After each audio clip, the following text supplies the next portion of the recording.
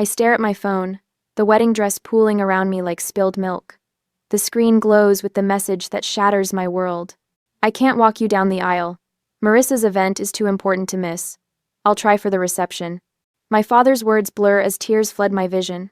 The bridal suite spins around me, delicate champagne flutes on the vanity, my veil draped across a chair, bridesmaids frozen in various stages of preparation. The clock on the wall ticks mercilessly toward the ceremony. No, I whisper, then louder. No, no, no. With a strangled cry, I hurl my phone across the room. It hits the wall with a crack and tumbles to the carpet.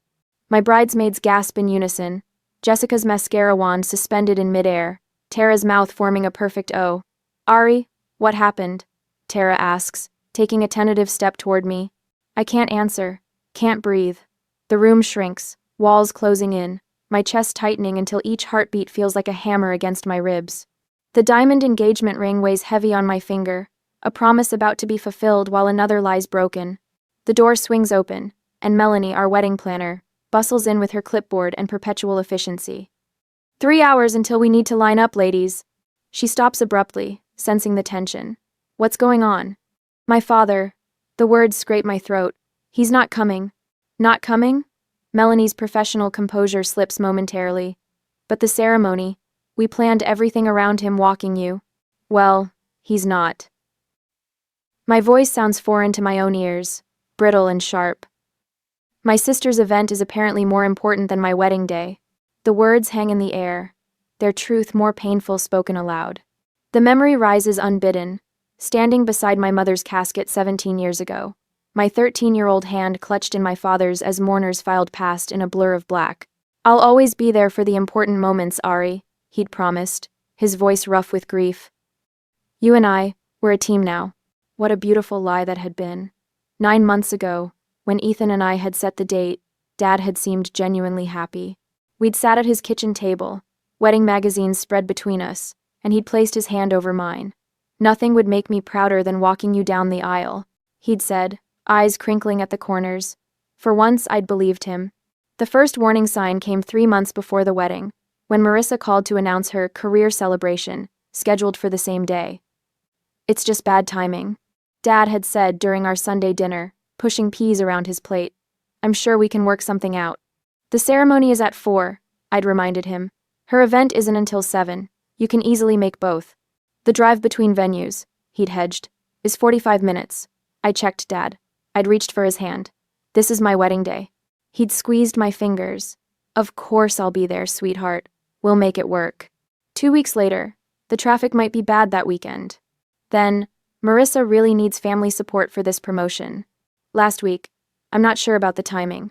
I'd reassured him each time, rearranged what I could, offered to send a car service, whatever it took to have my father walk me down the aisle. And now, 3 hours before I'm supposed to marry the love of my life, he sends a text. A text. We need to move forward, Melanie says, her voice gentler now. Is there someone else who could walk you down the aisle? An uncle, perhaps? Or would you prefer to walk alone? Alone. The word echoes in my head. My phone rings from where it landed on the floor. Jessica retrieves it, hands it to me wordlessly. Uncle Martin's name flashes on the screen. My father's older brother, the one who never missed a dance recital or graduation. I answer with trembling fingers. Hello? Ariana? His voice is warm, concerned. Your father just called me. I don't know what to say, sweetheart. A sob escapes before I can stop it. He's not coming, Uncle Martin. I know. The anger in his tone is barely contained, and I'm so sorry. I close my eyes, tears tracking through my carefully applied makeup. I don't know what to do. The silence stretches for only a moment before Uncle Martin clears his throat. Would you allow me the honor of walking you down the aisle? Quote. Something breaks and mends simultaneously in my chest. You'd do that? In a heartbeat. His voice breaks slightly. I'll be there in 20 minutes, Ari. Don't you worry about a thing. I end the call and look up at the circle of concerned faces around me. Something shifts inside me, a realization that maybe family isn't always who you're born to, but who shows up when it matters most. My Uncle Martin is coming, I announce, standing straighter. He'll walk me down the aisle. And somehow, despite everything, I know I'll be okay. Uncle Martin's offer settles around me like a warm blanket. I stand straighter, feeling a flicker of hope spark to life in my chest. The wedding dress rustles as my bridesmaids exhale in collective relief. He'll be here in 20 minutes, I announce, my voice steadier than before. Jessica approaches cautiously, her phone clutched in her hand, mascara wand forgotten. Ari, there's something you need to see. The hesitation in her voice makes my stomach clench. What is it? She holds out her phone, screen illuminated with a text conversation between her and my sister. Marissa sent these to me by mistake last month. I wasn't sure if I should show you, but now. I take the phone with trembling fingers, the diamond on my left hand catching the light. The texts are dated 3 weeks ago. Marissa, Dad's still wavering about the wedding. Keeps talking about making it work. Jessica, he promised Ari though, right? Marissa, don't worry. I know how to keep Dad to myself on wedding day. Already working on it. Jessica, Marissa, that's terrible. It's her wedding. Marissa, oops, wrong Jessica. Delete this. Not for bridal party, Jessica. The room tilts sideways. I sink onto the vanity stool, the screen blurring before me. I should have shown you sooner, Jessica whispers. I just couldn't believe she'd actually sabotage my wedding day. My voice sounds hollow in my own ears. I can believe it. The memory rises unbidden. 4 years ago, standing in an auditorium at MIT, scanning the crowd for my father's face as I accepted the National Computer Science Scholarship. He'd promised to be there. Had even texted that morning, confirming he was on his way. But the ceremony came and went without him. Later, he'd apologized profusely, claiming an emergency at work. It wasn't until months later that I discovered the truth through a casual comment from his assistant. Marissa had called, claiming I'd asked to reschedule his visit because I was too nervous to have him there. The pattern stretches back 17 years, to the raw days after Mom died. I was 13, devastated and adrift. Marissa, at 16, had swiftly positioned herself as the lady of the house, orchestrating family dinners, managing Dad's schedule, and systematically creating distance between him and me. She's been doing this for years, I say, more to myself than to Jessica, and he lets her. Tara wraps an arm around my shoulders. Your dad is an idiot, and your sister is worse. A knock at the door interrupts us. Melanie peeks in. Mrs. Carter is here. Ethan's mother? She's asking if she can see you. I nod, wiping hastily at my tears. Catherine Carter enters moments later, elegant in her pale blue mother of the groom dress. Her eyes widen at my tear-stained face. Oh, Ariana. She crosses the room and takes my hands in hers. Martin called me. I'm so sorry. The kindness in her voice threatens to unravel me completely. Since Ethan introduced us 2 years ago, Catherine has shown me more maternal understanding than I've experienced since my mother died. I don't understand why he'd do this. I confess, the words catching in my throat. Catherine sits beside me on the small love seat, still holding my hands. When I was 28, my father refused to attend my wedding to Gregory. He didn't approve of our interfaith marriage. Her voice carries the echo of old pain. I waited until the last minute, hoping he'd change his mind. Did he come? She shakes her head. No, and for years after, I kept hoping for his approval, rearranging holidays, making excuses for his absence at our children's birthdays. Her fingers tighten around mine. This isn't just about today, Ariana. It's about whether you'll let them keep breaking your heart for the rest of your life.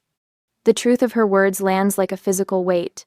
How many times had I rescheduled important events to accommodate Dad? How often had I swallowed disappointment when he canceled at the last minute for something Marissa deemed more important? I think of my first dinner at the Carters' home, how Gregory had pulled out my chair, how Catherine had remembered my favorite dessert from a casual mention months earlier, how their whole family had welcomed me with genuine warmth, showing me what real family support feels like. I've been chasing his approval my whole life. I whisper. And what has it gotten you? Catherine asks gently. Heartbreak. Disappointment. I straighten my shoulders, something resolute taking shape inside me. I won't let his absence ruin what should be the happiest day of my life. The clock on the wall shows we have 7 minutes until the ceremony should begin. 7 minutes to decide what kind of story today will tell. One of abandonment or of choosing happiness despite it. Martin will be here any minute, Catherine says, standing. Shall I help you fix your makeup? Before I can answer, my phone buzzes with a text from Ethan. Whatever you need today, I'm here. Even if that means waiting. I love you. Fresh tears spring to my eyes, but different ones. Tears of gratitude for the family I'm about to join, for the man who sees me clearly and loves me completely. I don't want to wait. I tell Catherine, this day isn't about who isn't here. It's about Ethan and me, and the people who chose to show up. Jessica and Tara exchange glances, relief evident on their faces. Melanie nods approvingly, already adjusting her timeline on her tablet. Have you ever had to choose between your own happiness and family expectations? I ask Catherine as she gently dabs concealer under my eyes. Many times, she replies, her smile both sad and wise. The day I stopped trying to earn my father's love was the day I truly began to live. The door opens 10 minutes later, and Uncle Martin stands there, slightly breathless in his hastily donned tuxedo, his eyes finding mine with such love that my heart swells. At that moment, I realize that family isn't determined by blood alone, but by who stands beside you when the world falls apart. I stand and smooth my dress, ready to walk toward my future rather than cling to a painful past. An hour later, after everyone got out of the room, my makeup artist was doing my makeup. My phone vibrates against the vanity as the makeup artist dabs concealer under my eyes. Robert's name flashes on the screen. I hesitate, then press the green button. Ariana. His voice crackles through the speaker. You're making this difficult for everyone by refusing to reschedule. Marissa worked hard for this promotion. My throat tightens. Dad, we set this date 9 months ago. And Marissa's event is important too. Why must you make me choose? The makeup artist pauses, brush hovering near my cheek. I didn't make you choose, I whisper, voice breaking. You did that all on your own. I end the call before he can respond, before I break down completely. The makeup artist wordlessly hands me a tissue. A soft knock interrupts the tense silence. The door swings open, and Uncle Martin stands there. In his hands, a small velvet box. I smile and nod as approval to enter, and he crosses the room in 3 long strides, enveloping me in a big hug. Look at you, he says, stepping back. Absolutely beautiful. Thank you for everything. I love you. The words feel inadequate for the gratitude swelling inside me. Nothing could have kept me away. I love you too, sweetheart. I love you. His blue eyes crinkle at the corners. I brought something for you. He opens the velvet box, revealing a strand of pearls with a delicate silver clasp. They glow with a warm luster against the black velvet. These belong to my mother, he explains. She wore them at her wedding in 1952. I've kept them safe all these years, waiting for the right moment. My fingers hover over the pearls. Uncle Martin, I couldn't. You can and you will. His voice is firm but gentle. My mother would have wanted you to have these. Your family, Ariana. Real family. Jessica appears at the door and steps forward. Let me help you put them on. As she fastens the clasp behind my neck, the door opens again. Gregory, Ethan's father, pokes his head in.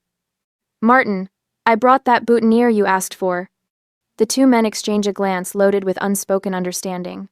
Gregory enters, patting Martin's shoulder before turning to me. Ariana, everything's ready whenever you are. Ethan's as nervous as a cat in a room full of rocking chairs.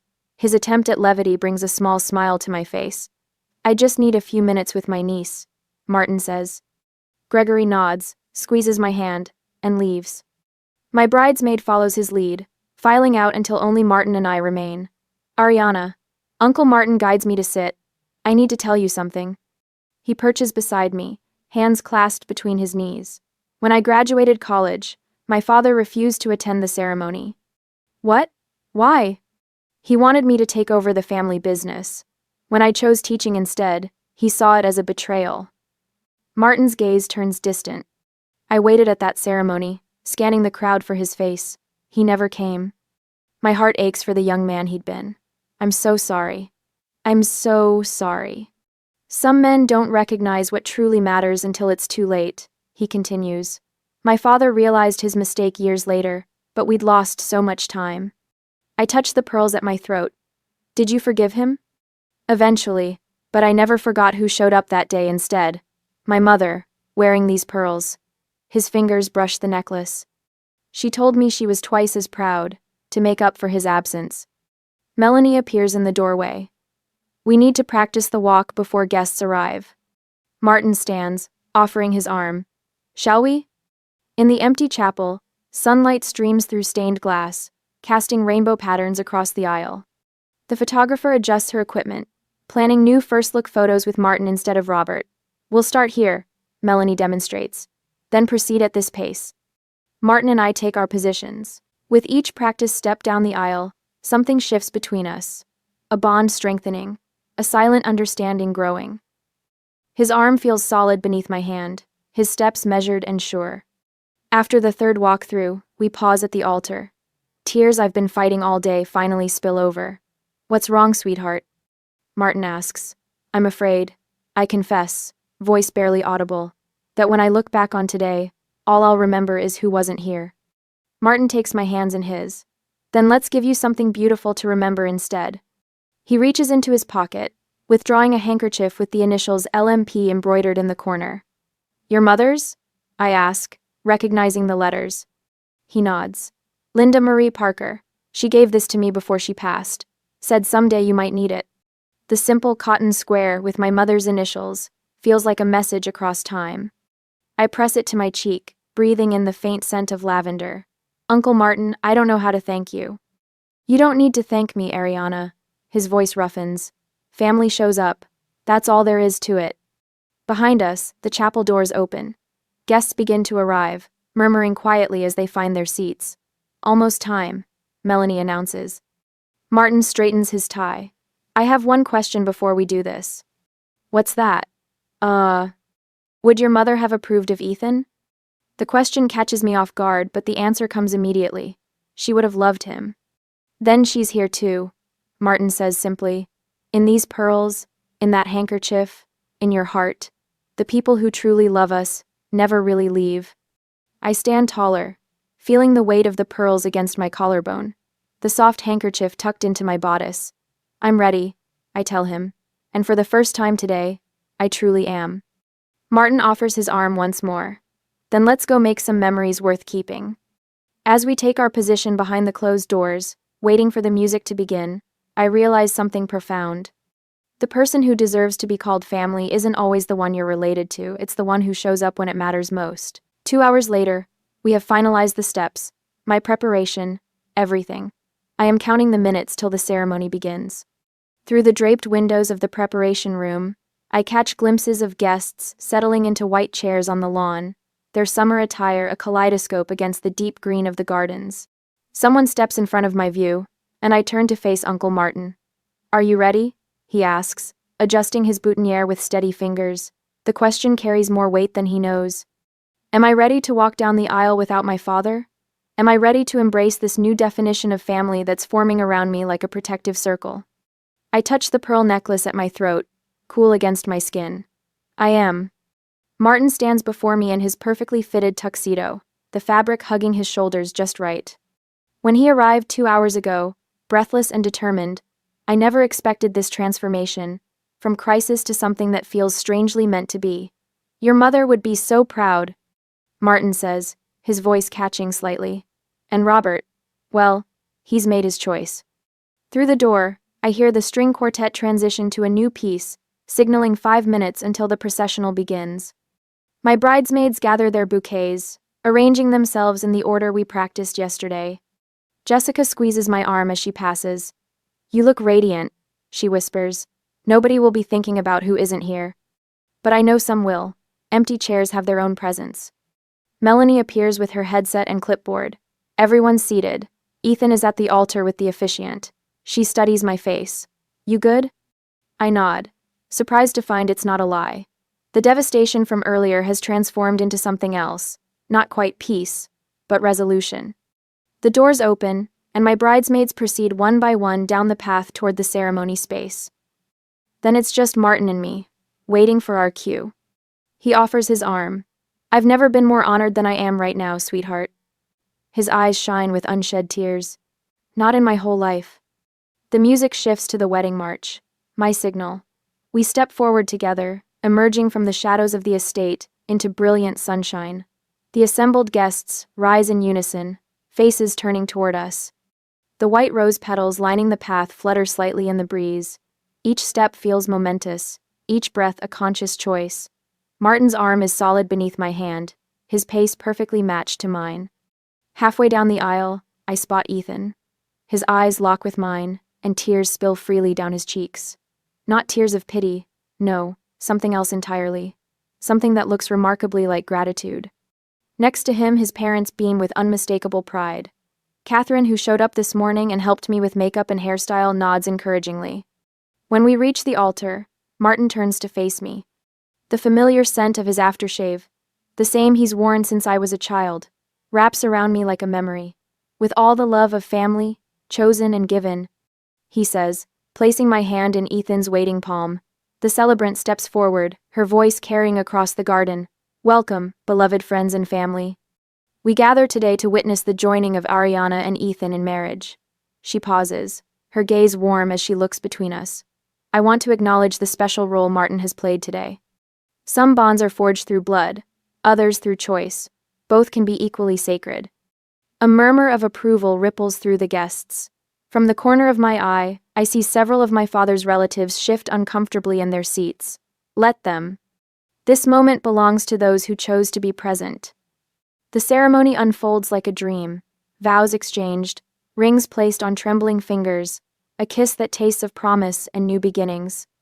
Throughout it all, Martin stands nearby, a sentinel of support. Later, at the reception, the DJ's voice booms across the ballroom. Ladies and gentlemen, please welcome Mr. and Mrs. Ethan Carter, escorted by their beloved Uncle Martin. We enter to thunderous applause, Martin's hand lightly at my back.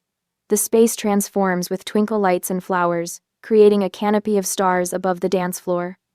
When it's time for the father-daughter dance, I feel a moment of dread, another tradition that highlights absence. But Martin steps forward, offering his hand. Just for a minute, he says, then your husband gets his turn. We sway to the opening verse of What a Wonderful World, his formal posture gradually relaxing. The tension I've carried all day begins to dissolve. Thank you, I whisper. No need for thanks among family, sweetheart, he replies. Ethan cuts in smoothly, spinning me away from Martin with practiced ease. Over his shoulder, I spot a commotion at the entrance. My father stands in the doorway, wearing a suit that doesn't quite fit right, scanning the room with anxious eyes. He came, after all, Ethan murmurs, following my gaze. Too late, I reply, surprised by the absence of anger in my voice. Just clarity. Some moments you can't get back. Robert remains at the periphery, watching as everyone celebrates without him.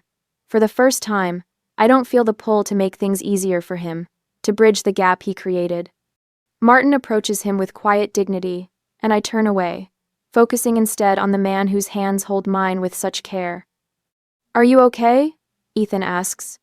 I consider the question, searching for honesty. I think I am, or I will be. The music swells around us, and I choose to dance. Half an hour later, the crystalline chime of silverware against glass ripples through the reception hall. Laughter fades as guests turn toward the center of the room where Ethan stands, champagne flute raised high, his eyes finding mine across a sea of smiling faces. I feel a tap on my shoulder. Ariana. My father's voice slices through the moment. I turn slowly, steeling myself. Robert Parker stands behind me, hair slightly disheveled, tie askew, as if he's been rushing. You made it, I say, voice flat as Kansas prairie. Traffic was brutal. He gestures vaguely toward the door. I tried calling, but you weren't answering. I was getting married. The words taste sharp on my tongue.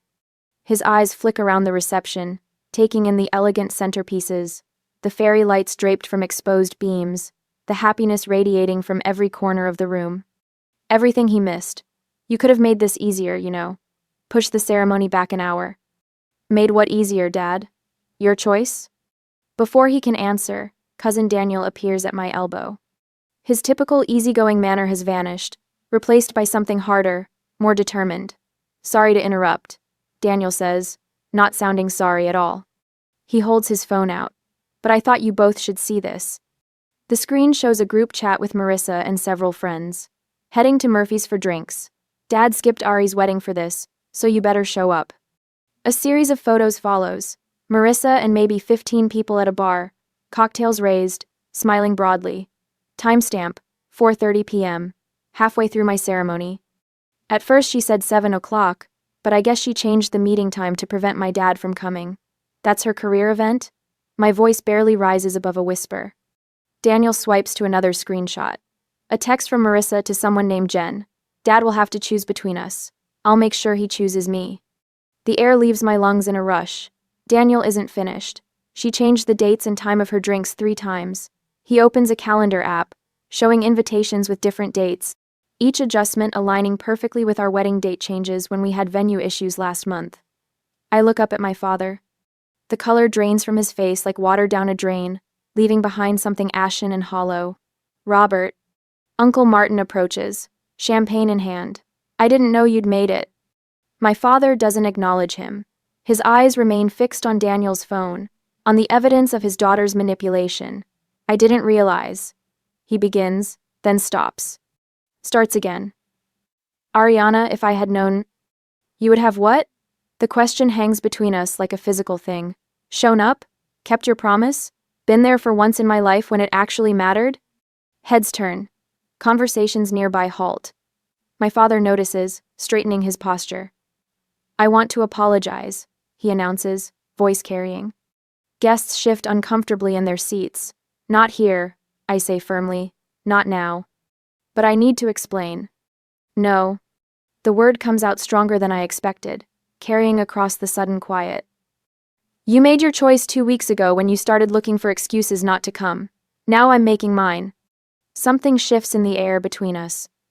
The invisible strings that have bound me to his approval, that have kept me hoping despite years of disappointment, snap clean. I feel their absence like phantom limbs, painful but freeing. Ariana. His voice breaks on my name.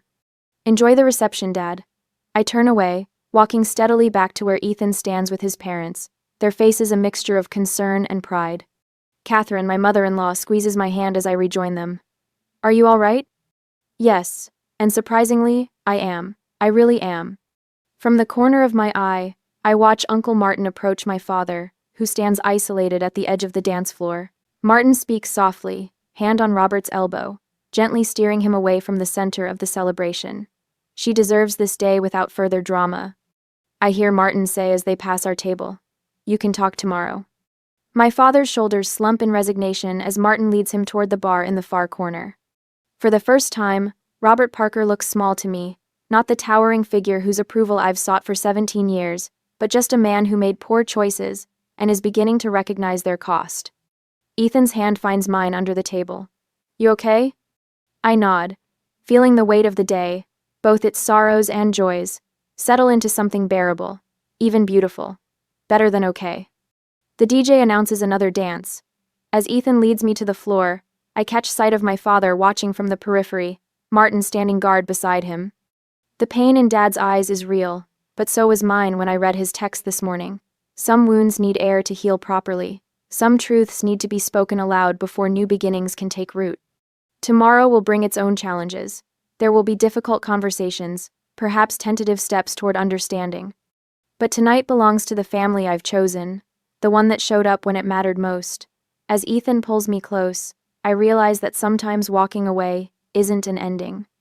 Sometimes, it's the first step toward something better. A year later, the autumn sunlight streams through the bay windows of Ethan's parents' home, casting a golden glow across our anniversary celebration.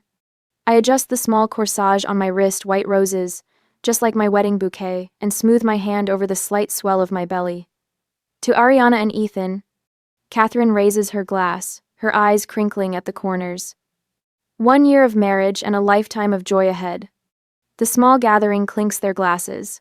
I sip my sparkling cider while Ethan's arm tightens around my waist. His lips brush my ear. Happy anniversary, Mrs. Carter. Gregory unveils a photo album, and we gather around the coffee table. Thought you might like to see how much family we've packed into 1 year. The pages turn, revealing our journey Thanksgiving dinner with all of us crowded around this same table. Christmas morning with Uncle Martin teaching Ethan how to properly carve the ham. Easter with me awkwardly showing my father where we keep the good plates. Each photo captures a moment of our expanding definition of family. Remember when Robert almost set the grill on fire during the 4th of July? Gregory chuckles. I nod, remembering how my father had shown up with a store-bought potato salad and too many apologies. The monthly dinners started small, just coffee at first, then proper meals. Each one a brick in the rebuilding of something I wasn't sure could be saved. Has Marissa called recently? Catherine asks, her tone careful. Not since she moved to Florida. I keep my voice neutral. She sent a card when we announced the pregnancy. That's something, I suppose. Uncle Martin clears his throat from the armchair by the fireplace.